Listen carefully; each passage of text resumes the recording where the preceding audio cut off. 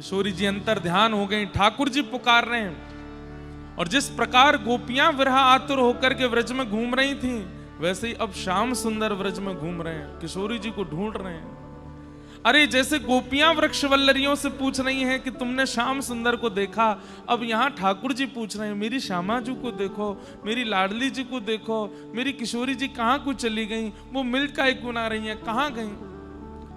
और जब भ्रमण करते करते करते करते करते करते जब ठाकुर जी हार गए और एक सघन वन में जाकर के जब श्री कृष्ण के हृदय की वह पीड़ा नेत्रों से अश्रु बनकर के बहने लगी, वह अश्रुबिंद जैसे ही पृथ्वी पर गिरे हैं, पूरी पृथ्वी उष्ण हो गई है। वही उष्णता यमुना जी तक पहुंच गई है, यमुना जी उष्ण हो गई हैं, संपूर्ण ब्रह्मांड उष्ण होता चला गया। यमलोक में यमराज भी घबरा गए कि इतनी इतनी वेदना तो कभी यमलोक में भी किसी को अनुभव नहीं हुई है। वह श्री प्रिया जी के विरह आतुर श्री कृष्ण के अश्रुबिंद, वो अश्रुबिंद ही कलिकाल में भोरी सखी बनकर के प्रकट हुए। श्री प्रिया जी के विरह में जो श्री कृष्ण के अश्रुबिंद हैं, वही श्री भोलानाथ जी और वृंदावन की एक परम सहचरी श्री भोरी सखी बनकर के आए। इसलिए भोरी सखी जी के पद को जब आप नेत्र बंद करके अनुभव करेंगे कि श्री कृष्ण के नेत्रों से निकलने वाले श्री प्रिया जी के विरह में जो अश्रुबिंद हैं, वो अश्रुबिंद गा रहे हैं, तभी आप भोरी सखी जी के सुंदर भाव और पदों को समझ पाएंगे। कब मोरी सुधे करे हों, वृषभान लढ़े तेरा धार। कब मोरी सुधे करे हों, वृषभान लढ़े तेरा धार। कोमल चित्त किशोरी प्यारी, कोमल चित्त किशोरी प्यारी, करुणा सिंधु अगाधा, करुणा अगाधा। कब मोरी सुधे करे हों, वृषभानु लढ़े तेरा धार। कब मोरी सुधे करे हों, वृषभानु लढ़े। तो मध्य प्रदेश में श्री भोलानाथ जी का जन्म हुआ, पर जन्म से ही सब आचार्यों में देखा गया कि जन्म से ही उनमें वह लक्षण और गुण प्रकट हो गए हैं कि वे सामान्य संसार के लिए नहीं हैं। ठाकुर जी ने अपने एक एक कण भाव को भी आचार्य बना करके भेजा इस कलिकाल में हम जीवों पर कृपा करने के लिए। अब सोचिए, प्रिया जी के विरह में श्री ठाकुर जी के अश्रुबिंद वो अवतार धारण करके आए हैं भोलानाथ जी के रूप में। जन्म हुआ, ब्राह्मण कुल में आप जन्मे, पर जन्म से ही चाहे खेल खिलौना हो, चाहे संसार की सारी वार्ताएं हो, उनमें आपकी ज्यादा रुचि होती नहीं थी। एक बालक की तरह जाते तो थे, लेकिन जैसे खेल खेलते खेलते थोड़ी देर बाद उस खेल को छोड़ देते, और क्या सोच करके कि इसका कोई सार नहीं है, ये कोई सार नहीं है, इसके लिए संसार में नहीं आया हूं, खेल तो पूरा संसार है, कब तक खेलता रहूंगा मैं। और खेल छोड़ देते, एकांत में जाकर रोने लगते, माता पिता समझाते क्या बात है क्या बात है, पर कुछ समझ में ही नहीं आता। धीरे धीरे इसीलिए उनका घर में भी नाम भोलानाथ ही पड़ गया। बोले बहुत भोले हैं, कभी भी रोने लग जाते हैं, और बात क्या कुछ पता नहीं, और रोते ऐसे नहीं चीख चिल्लाते हो, बस अश्रु प्रकट होते रहते हैं नेत्रों से।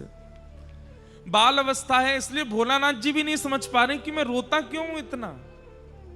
पर कौन कहे, ये तो प्रिया जी के विरह में श्री कृष्ण के अश्रुबिंद हैं, ये तो प्रगति ही बहने के लिए हैं। धीरे धीरे आप बड़े हुए, घर के लोगों ने आपको पढ़ाई लिखाई के लिए भेजा, आपने खूब अच्छे स्तर की अध्ययन किया, खूब पढ़ने में विद्वान थे, लेकिन एक समय ऐसा आया कि आपको विद्या अध्ययन करना भी लगने लगा कि यह भी उदर भरने की शिक्षा है, कब तक इसको करता रहूं, इसमें भी कोई रुचि नहीं है मेरी। एक दिन मन में कहीं कथा में सुन लिया कि बिना गुरु के कल्याण नहीं होता। तो मध्य प्रदेश में एक स्थान है कोलारस, उस कोलारस के वन में आप चले गए और वहां जाकर के बस विरह आतुर होकर के, हे गुरुदेव, प्राण गुरुदेव, जीवन गुरुदेव, मेरे गुरुदेव कौन है, मेरे गुरु कौन है, कौन मुझे बताएगा कि मेरे जीवन का सार क्या है, मेरे जीवन का रस क्या है, मेरे जीवन का तत्व क्या है, मैं क्यों बालकाल से इतना सब चीजों से परे रहता हूं, क्यों मुझे इतना विरह होता है, मुझे कोई तो बतावे। ध्यान से सुनिएगा बंधुओं, आपकी उस विरह वेदना के कारण 3-4 दिनों तक आप वन में विचरण करते रहे। तब आपके एक बड़े भैया थे, बड़े भैया आए और आकर के उन्होंने इनको तुरंत समझाया, बोले ऐसे नहीं रोते भोलानाथ, चलो, बोले मेरे गुरु चाहिए, मुझे मेरे गुरुदेव के पास ले चलो।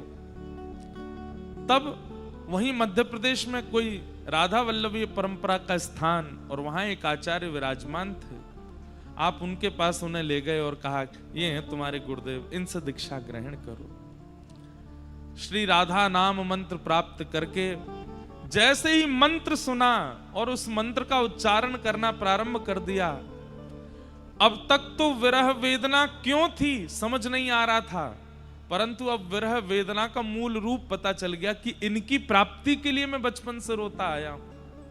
बिना श्री जी को देखे ही श्री जी की रूप माधुरी का, श्री जी के हृदय का, श्री जी के गुण का, श्री जी के भाव का, श्री जी की स्थिति का उनको अनुभव होने लग गया। घर वालों ने मन में विचार किया कि ये तो और ज्यादा विरह में रहने लगे, इससे बढ़िया तो बिना दीक्षा के ही थे, कभी कभी रोते थे, अब तो ये पूरे दिन रोते रहते हैं। घर वालों ने कहा ब्याह कर दो। हमारी परंपरा में, हमारे कल्चर में एक नियम रहा है, बेटा बिगड़ गया है, क्या करें, बोले ब्याह कर दो, पत्नी आएगी सुधार देगी। पढ़ लिख के विद्वान हो गया, अब क्या करें, बोले ब्याह कर दो। बहुत कमाने लग गया, अब क्या करें, बोले ब्याह कर दो। कुछ नहीं करता, पूरे दिन पड़ा रहता है, क्या करें, बोले ब्याह कर दो।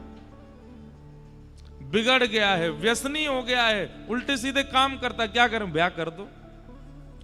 नाम जापो गोए भजनानंदी करता, पूरे दिन गिरिराज जी में पड़ो रे, क्या करें, ब्याह करो या को। हमारे यहां सब चीजों की मूल जड़ केवल एक है, बोले क्या ब्याह करो। काम को है तो ब्याह करो, नहीं काम को तो ब्याह करो, सब में ब्याह कर दो। भोलानाथ जी को पकड़ करके घर वालों ने कहा तुम्हारा ब्याह कर, बोले मैं ब्याह के लिए, ये सब करने के लिए मैं नहीं आया हूं संसार में। आप लोगों से मेरी हाथ जोड़ के प्रार्थना, मेरा विवाह मत करो, किसी का जीवन बर्बाद मत करो। घर वाले बोले ऐसे ही बोलता है, इसको बैठाओ मंडप में। और श्री भोलानाथ जी का ब्याह कर दिया, ब्याह हो गया। ब्याह के बाद आपने अपने माता पिता और बड़े भैया से कहा कि मैं और अध्ययन करना चाहता हूं, तब आपने लॉ की, वकालत की, और वकालत करके आप वकील बन गए। पत्नी थी घर में, तो घर वालों ने कहा कि भाई अब रोना धोना नहीं, इसका पहले तो था कि ब्याह कर दो, और जब ब्याह हो गया तो अगले दिन ही माता पिता आज्ञा कर रहे हैं, बेटा अब रोने से काम नहीं चलेगा, तो कौन संभालेगा बेटी को, तुमने इसका ब्याह किया है, पानी ग्रहण किया है, इसका घर कौन चलाएगा। बोले हम तो मना ही कर रहे थे, ब्याह मत करो हमारा। बोले अब तो हो गया, अब क्या करोगे। बोले अब क्या करें। बोले अब इसकी मांगें पूरी करनी पड़ेंगी, अपना परिवार बसा, उसके लिए तुम्हें कुछ करना पड़ेगा। तब भोलानाथ जी बोले तो फिर कुछ करना पड़ेगा तो और पढ़ाओ हमको। बोले क्या पढ़ना। बोले वकालत पढ़ा दो। तो लॉ की उन्होंने, वकालत की, वकील बन गए। वकील बनने के बाद में आप जाते थे न्यायाधीश के सामने बैठ कर के और वकालत करते थे, लेकिन जिसका चित्त ठाकुर जी ने हरण कर लिया हो वो बेचारा कैसे न्याय कर सकता है। हम कोई न्याय करने वाले बुरा नहीं मान जाना। कोई अगर यहाँ वकील बैठे हों, उस पेशे के हों, हमने भी लॉ करी 3 साल करके छोड़ दी, हो नहीं पाई। तो वकालत करने वाले लोग जो हैं उनको थोड़ा कभी कभी पक्ष लेना पड़ता है अपने व्यक्ति का, वो गलत हो तो भी लेना पड़ता है। वकील क्या कहते हैं, बोले देखो हमें सब सत्यता बता दो, तुमने क्या क्या किया, तुमको बचाने की जिम्मेवारी हमारी। वो सब सत्य जानते हुए भी वहां जाके उनको झूठ तो बोलना पड़ता है। पर बंधुओं एक बात है कि ठाकुर जी जाकू स्वीकार कर लेना, जहां किशोरी जी के लिए हमारे ध्रुवदास जी कहते हैं सहज स्वभाव पर्यो नवल किशोरी जी को मृदुता दयालुता कृपालुता की राशि है, ने कहूं ना रिस कवि होते हूं ना भूले सकी, रहत प्रसन्न सदा ही मन हास्य। ऐसी हमारी किशोरी जी, ऐसी सुकुमारी प्यारी लाल जी के प्राण प्यारी, ऐसी हमारी किशोरी जी। तो उनका नाम जपने वालों में झूठ कैसे आ सकता है, छल कैसे आ सकता है, कपट कैसे आ सकता है। भाई टोंटी में से जैसा पानी आपने पात्र में लिया है, पीने पर वो पानी वैसा ही तो अनुभव होगा। अब वो बात अलग है कि टोंटी से पानी आपने निकाल करके फ्रिज में रख दिया या चूल्हे पर रख दिया तो वो गर्म ठंडा हो सकता है।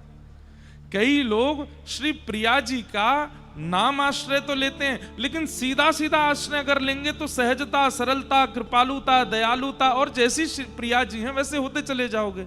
लेकिन आपने अन्य अन्य साधनों को साथ में रख रखा है, चूल्हा रूपी विषय भी है और फ्रिज रूपी भोग भी है। अब उनके आश्रय से राधा नाम लोगे तो फिर तो शीतल और तप्त होकर के आएगा और उससे फिर वो जो विकार है वो उत्पन्न होंगे। हमारी बात समझ रहे हैं कि नहीं समझ रहे हैं?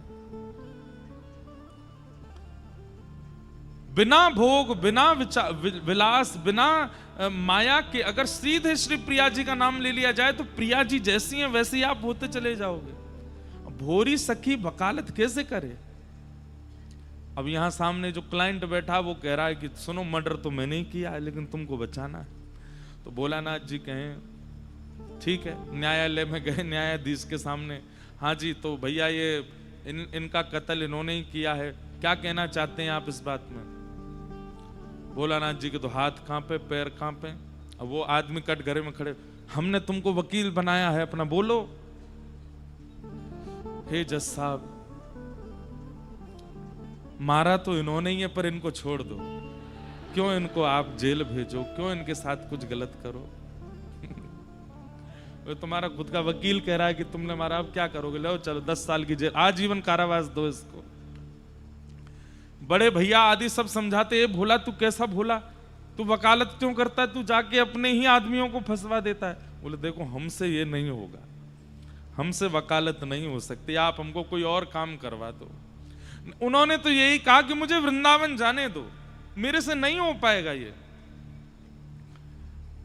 घर के सब लोग बोले वृंदावन, ये पत्नी को कौन संभालेगा और पत्नी का कौन भरण पोषण करेगा? एक उनकी संतान भी हो चुकी, एक पुत्र भी होगा। अब जो जो गृहस्थाश्रम बढ़े त्यों तो भोरानाथ और रो में, अब मैं क्या करूं?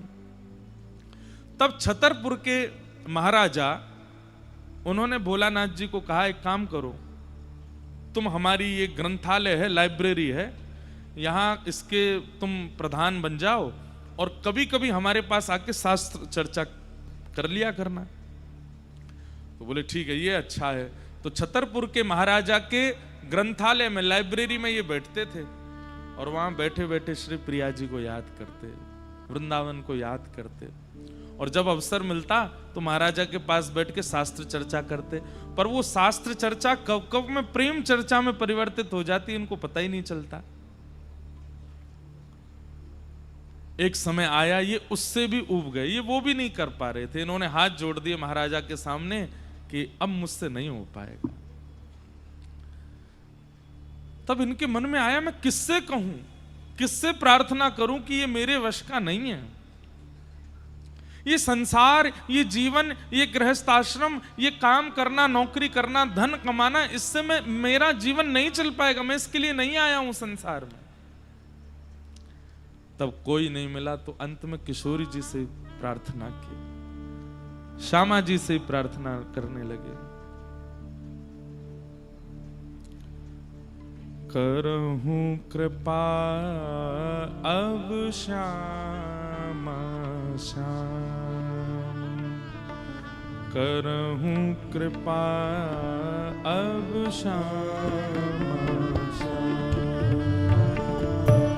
करहूं कृपा अब श्यामा श्याम करहूं कृपा अब श्यामा करुणा सिंधु लाडले प्यारे करुणा सिंधु लाडले प्यारे करुणा सिंधु लाडले प्यारे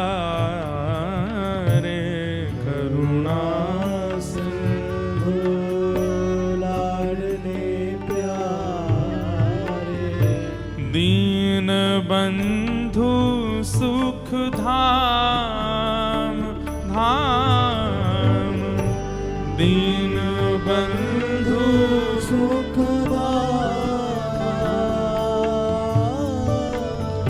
दीन बंधु सुख धाम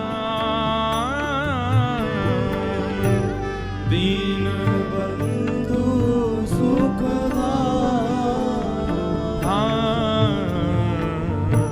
करहु कृपा अब श्यामा श्याम करहु कृपा गाइए हो करहु कृपा अब श्यामा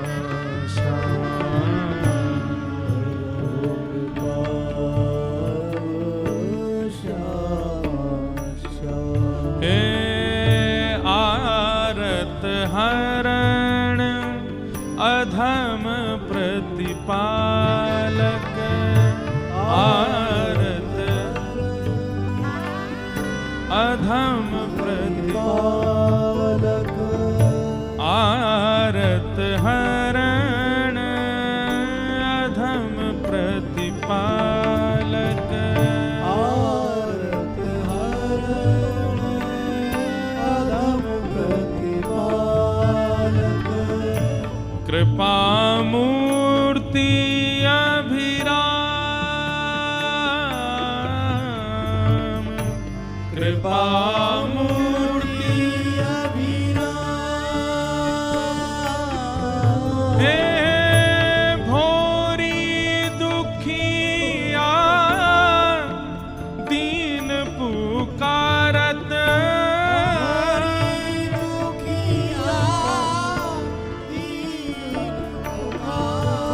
हे भोरी दुखिया दीन पुकारत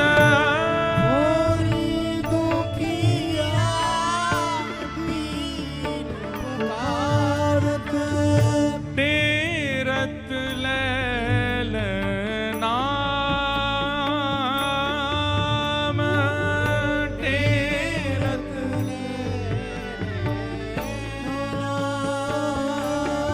हे टेरत लैल नाम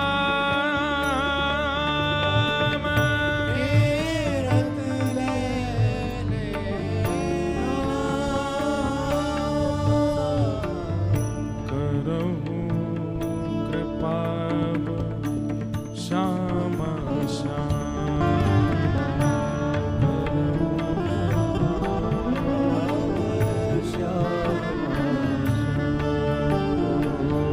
करहु कृपा अब श्यामा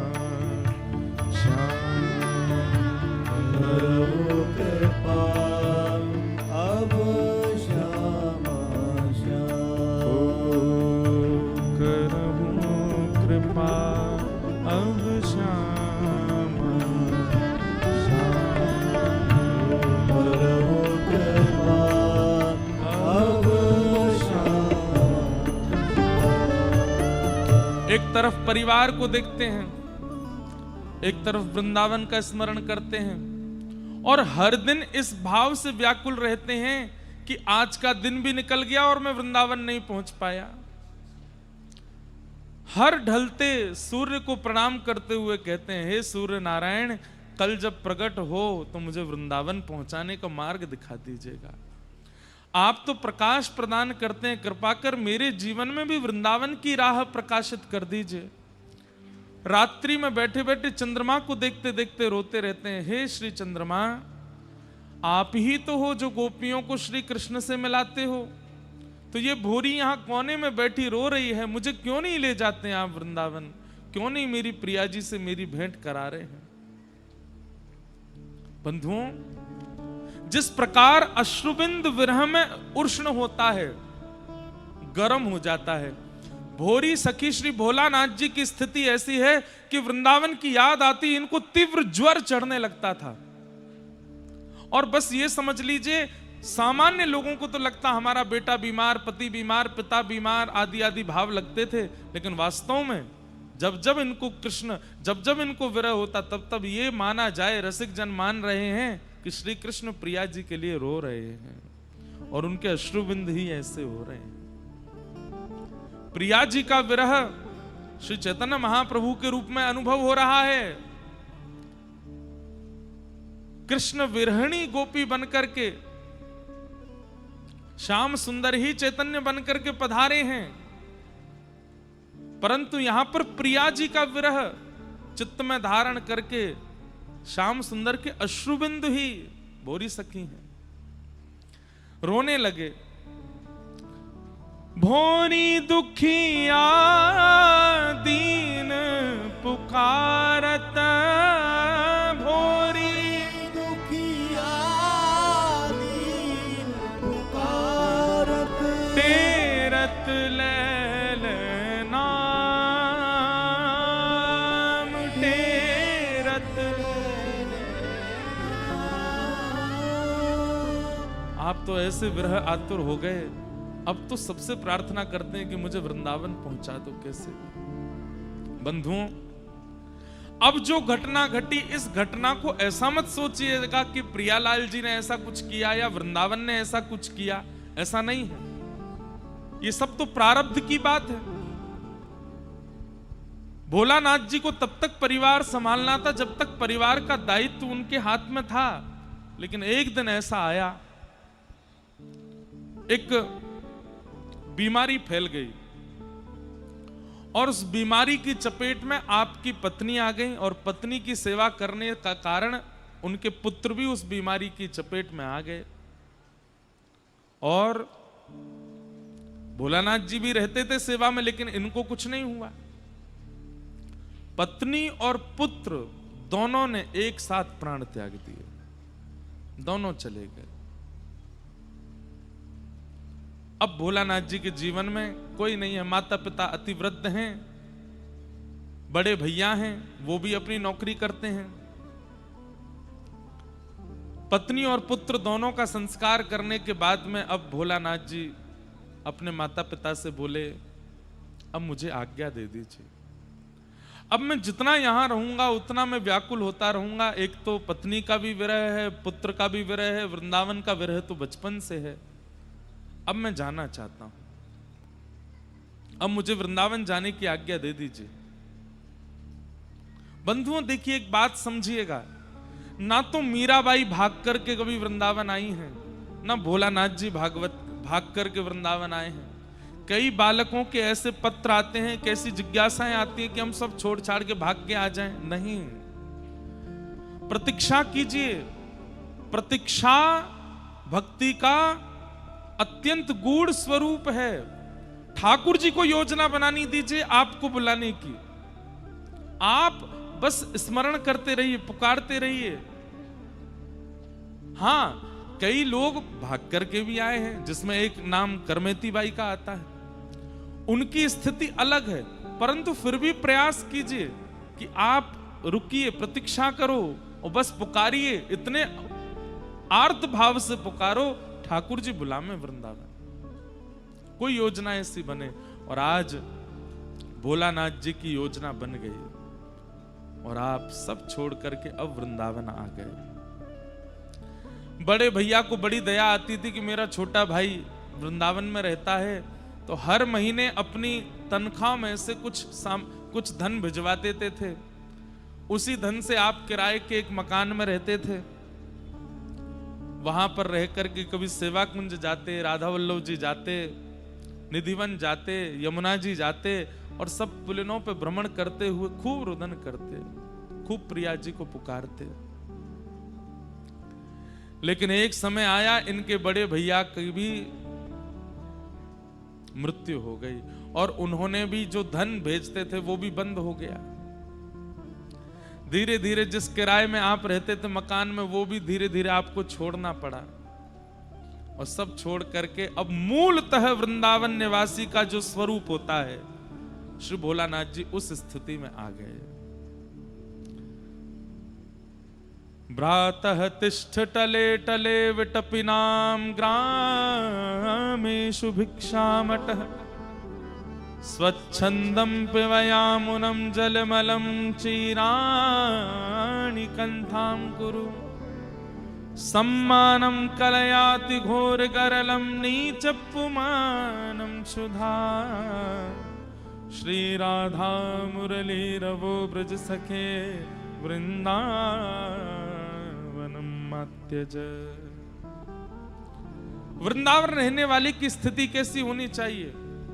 कोई नहीं रहता आज की डेट में ऐसे, लेकिन सुन लो, भ्रातः तिष्ठ टले टले विटपिनाम ग्रामेषु भिक्षामटः।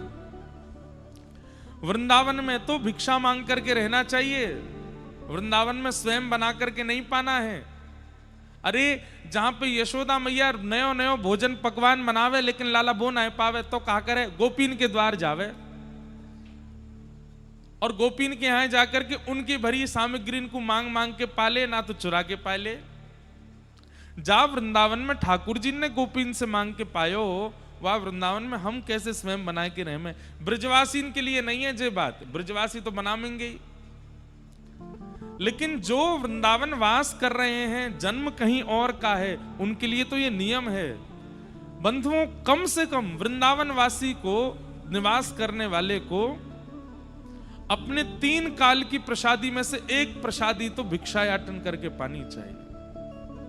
नियम बना ले, सुबह का बाल भोग घर बन जाएगा, दोपहर की प्रसादी घर बनेगी, पर रात्रि की प्रसादी तो ब्रजवासी के यहां पे आवेगी। और सुनिए, बहुत दिन तक एक ही ब्रजवासी के यहाँ की प्रसादी नहीं होनी चाहिए, नहीं तो जान पहचान हो जाती है। सामने वाला व्यक्ति और बढ़िया बढ़िया बना के भेजने लगेगा, उसमें और बढ़िया घी डालेगा, उसमें और बढ़िया चटनी में साग बढ़िया सब व्यवस्थित करेगा। अपरिचितों के यहाँ से 5 दिन एक के यहाँ से पालियो, फिर कोई और ब्रजवासी के यहाँ ऐसे ही पहुंच गए, हाथ जोड़ के बोले आप 5 दिन तक हमको भिक्षा प्रदान कर देंगे संध्या में। हाँ कर दे तो अच्छी बात, मना करे तो चरण पकड़ लो, नेक देख लो, 5 दिन की तो बात है, बस 2 रोटी नेक साग दे दे करियो, और फिर वो देवे उससे ले लीजिए, उसको कुछ सेवा दे दीजिएगा। और कोई सेवा देवे की नहीं हो तो बात कह दो, भैया तुम्हारे घर में सेवा इतना दिन तो घर कोई बनेगा नहीं, बस मैं बोल दे रहा हूं। सेवा देवे की स्थिति नहीं हो तो बाकी घर में हो कि भैया हमने एक झाड़ू पोछाई कर देंगे, तुम्हारे बर्तन मांज देंगे, सब्जी वब्जी काट देंगे, कोई सेवा हो तो घर की बताए, तो बस एक समय की प्रसादी आप अपने यहाँ की। आप विश्वास नहीं मानेंगे, वृंदावन निवास का यही रूप है, यही स्वरूप है। भ्रातः तिष्ठ टले टले विटपिनाम ग्रामेषु भिक्षामटः स्वच्छंदम पिबयामुनम जलमलम। श्री यमुना जी को जलपान करो। चीराणि कंथाम कुरु, बहुत व्यवस्थित वस्त्र पहन करके रहने की आवश्यकता नहीं वृंदावन में। अत्यंत दीनता आपकी प्रकट होनी चाहिए स्वरूप में। बहुत लटके झटके और महाराज तामझाम पहन करके नहीं रहना चाहिए। सामान्य वस्त्र पहनो, हमारी तरफ बिल्कुल श्वेत पहन लो, और ज्यादा हो, इनको भी ज्यादा कलफ प्रेस नहीं, बिल्कुल वैसे दीन बन के रहो। चकाचक बनवे को अधिकार तो केवल प्रियालाल जी को है, उनको चकाचक रहने दो। उनकी प्रसादी इत्र मिल जाए तो लगा लो, उनकी प्रसादी माला मिल जाए तो पहन लो, उनकी प्रसादी चंदन मिल जाए तो वो लगा लो।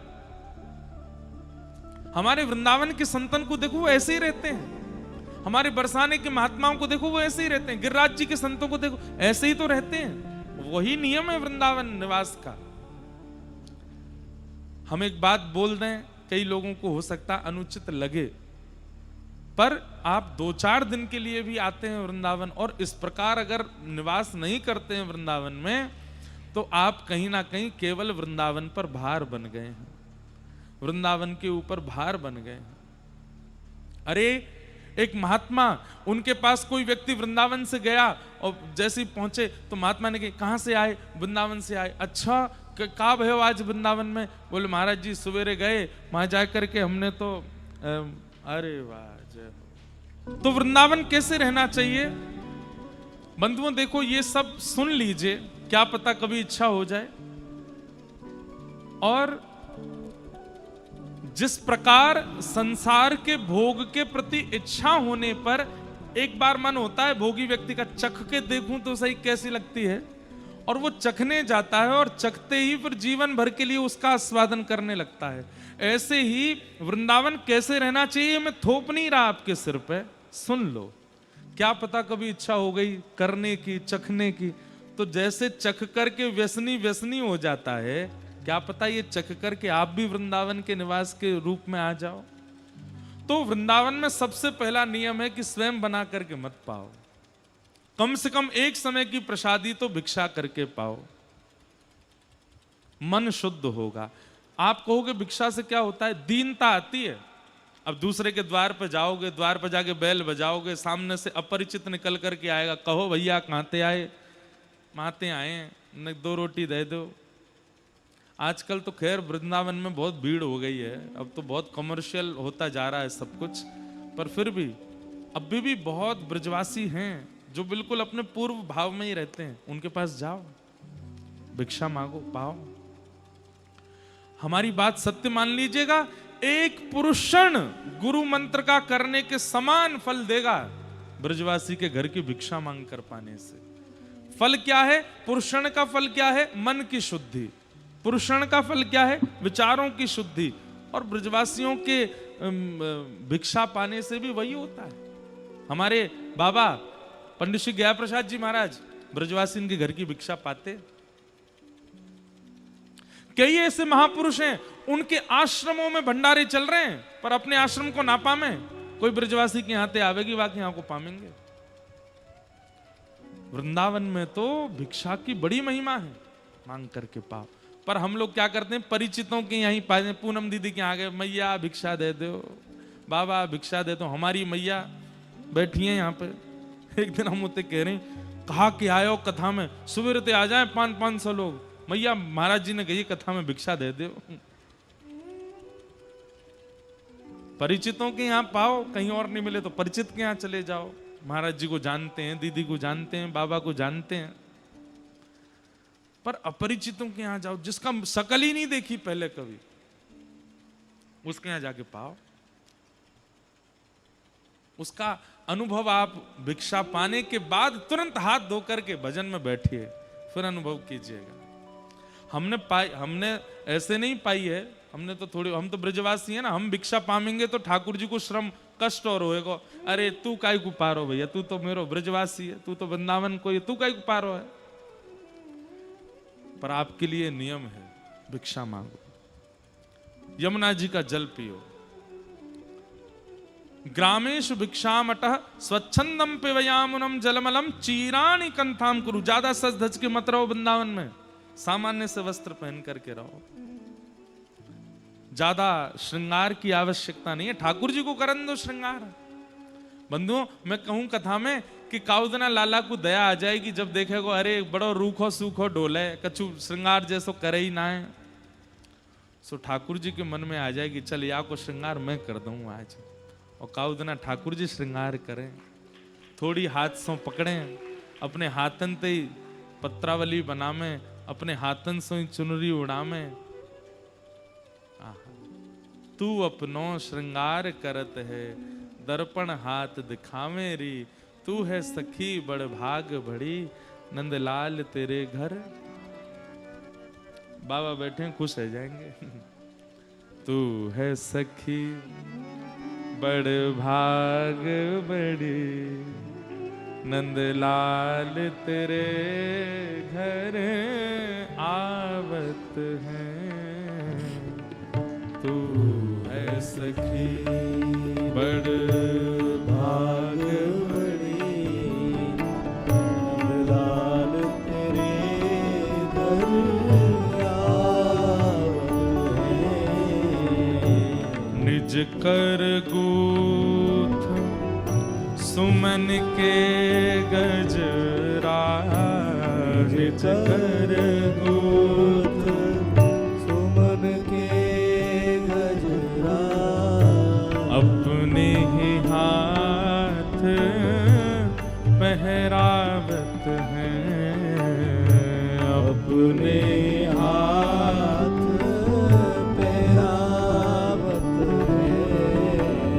कुंभन दास लाल गिरधर के, कुंभन दास लाल गिरधर के, ये तो तेरे ही हाथ बिखावत हैं,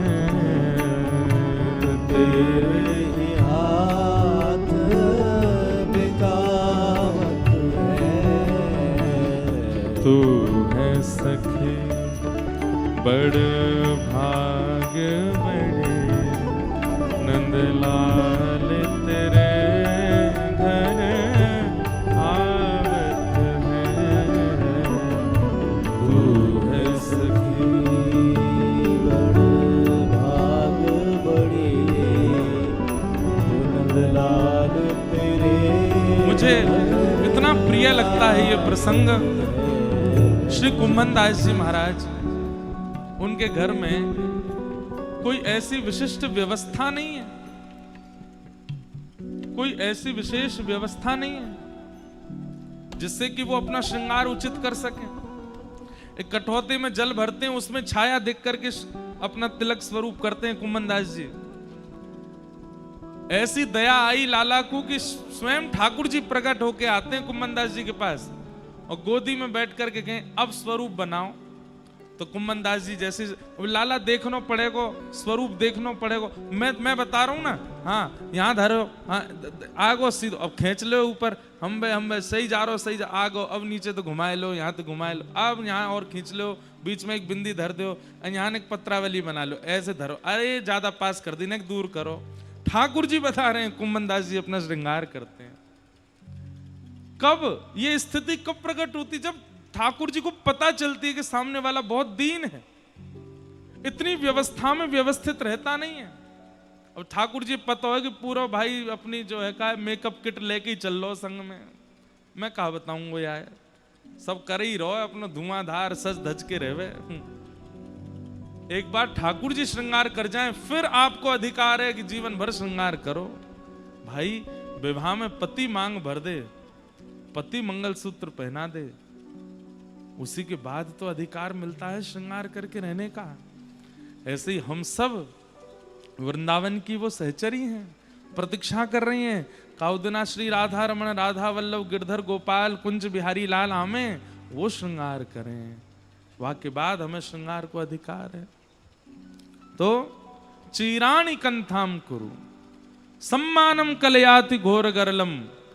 अगर कोई ब्रजवासी आपको सम्मान कर जावे, और ब्रजवासियों के बाबा बा तुमने तो आनंद करा दियो, ऐसा बड़ा आनंद आ गो, यो है गो, अरे भैया ये तो बहुत बढ़िया है, ये तो यो है त्यों है, चरण पकड़ लो बोल बाबा, इतनो सम्मान मत करो हमारो। सम्मानम कलयाति घोर गरलम। वृंदावन में सम्मान अच्छा नहीं। और नीचप्पमानम शुदा। अगर कोई ब्रजवासी गारी दे जाए तो समझ जाओ कि वाह ठाकुर जी रीझ गए मुंह पे, लाला राजी है गो तभी गारी पड़ रही है मुंह में। नीचप्पमानम शुधा श्री राधा मुरली रवो व्रज सखे वृंदावनम त्यज। वृंदावन में तो जिस प्रकार की पद्धति वृंदावन निवास की है वैसे ही भोरी सखी रहती हैं वृंदावन में। आप सेवा कुंज में निवास करने लगे, अब वो तो छूट गया किराए का जो मकान था, और वहां याचना नहीं करते हैं भोजन की, पता है क्या पाते हैं? सेवा कुंज में बंदरों को लोग चने डाल जाते हैं, तो बंदर जब सब पा लेते हैं उसके बाद में चने की जो ऊपर की कारी कारी सी परत जो वहां को छिलका रह जाए काहे, बंदरों के चले जाने के बाद फिर उन छिलकाओं को बीनते हैं और उसको पाकर के केवल नेत्रों से अश्रु बहाते हुए श्री राधा श्री राधा श्री राधा गाते रहते हैं। देखत देखत दिन सब बीते, देखत देखत दिन सब बीते, तुम अटूट अनुराग की दाता, तुम अटूट अनुराग की दाता, हम अजहूरी ते के रीते, हम अजहूरी के रीते, देखत देखत दिन सब बीते, देखत देखत दिन सब बीते, हृदय न प्रेम न नेम नाम को, हृदय न प्रेम नाम को, साधन सकल तजे अब ही ते, साधन सकल तजे अब ही।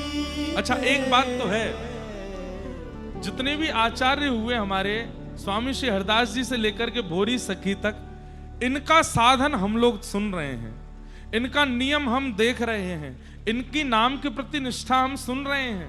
ये उसके बाद भी अपने आप को कितना दीन बताते हैं, और हम लोग खामें पीमें करें आनंद, चकाचक डोलें ऊधम मचामें, कोई काम बढ़िया करे नहीं है, सब पूरे दिन रात ऊधमन में लगे रहते हैं। उसके बाद भी एक बार नाम जप कर ले तो उसको भी गा गा के बताते हैं, हम इतना नाम करते हैं, हम तो यूं करते हैं, हम तो इतनी एकादशी करते हैं, हम तो ऐसे नियम का साधन। और ये देखिए क्या कह रहे हैं, हृदय न प्रेम न नेम नाम को, हृदय न नाम को, साधन सकल तजे अब ही ते, साधन सकल तजे अब ही ते, बिनु पद पंकज भोरी स्वामिनी, बिनु पद पंकज भोरी स्वामिनी, कितहु न ठौर न ठीक सुभीते, कितहु न ठौर न ठीक सुभीते, देखत देखत दिन सब बीते,